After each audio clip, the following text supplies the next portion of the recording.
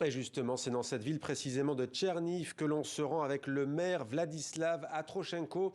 Bonsoir et merci beaucoup d'être avec nous ce soir sur TV5 Monde.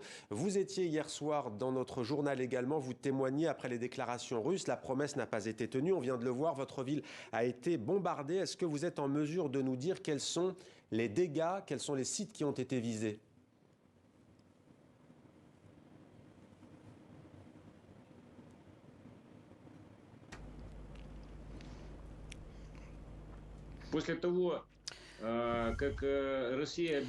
Après le fait que Moscou a annoncé qu'il allait baisser le nombre des militaires, d'offensives militaires, c'est tout le contraire qui se passe.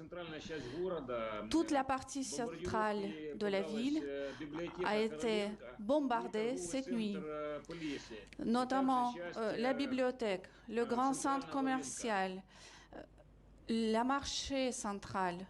Vous voyez actuellement ces images. En tout, il y a eu 20 personnes civiles qui ont été blessées. Voilà pour ces dégâts donc, que l'on voit à l'image des images que vous nous avez envoyées. Alors, ce qui retient l'attention aussi, c'est que ces bombardements, ces bombes auraient été larguées de Biélorussie. Rappelons que vous êtes dans une ville qui se trouve à 100 km de la frontière biélorusse et de la Russie également. Est-ce que vous avez des informations à ce sujet ?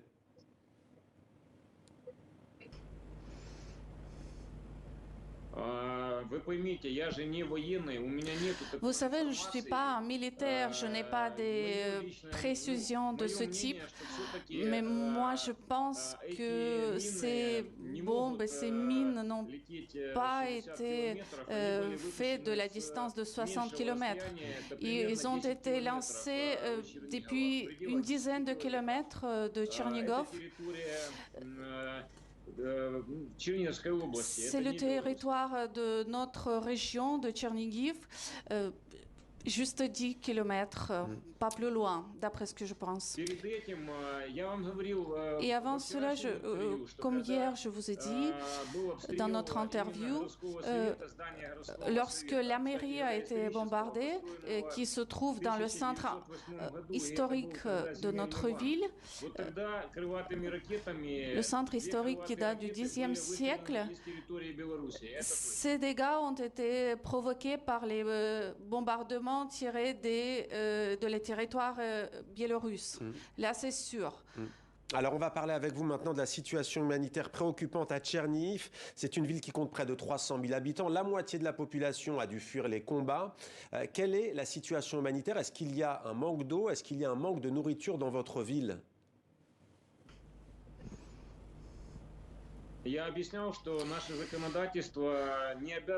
Oui, malheureusement, notre législation n'a pas incité tous les hommes qui peuvent tenir les armes de rester à leur habitation pour pouvoir combattre dans leur région. Donc, pas mal de personnes sont effectivement parties et maintenant, ceux qui protègent notre ville sont des vrais patriotes qui non seulement combattent autour de Tchernigov contre l'armée russe, mais également ceux qui travaillent dans la ville, dans toute l'infrastructure de la ville qui n'existe pratiquement plus. 60% ont été détruits.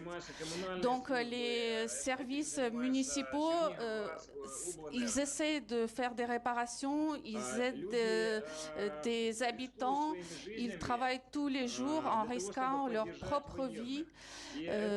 Donc, ils donnent leur soutien à la ville, mais aussi aux militaires qui combattent autour de la ville. Et moi, j'admire énormément les services municipaux qui approchent notre victoire.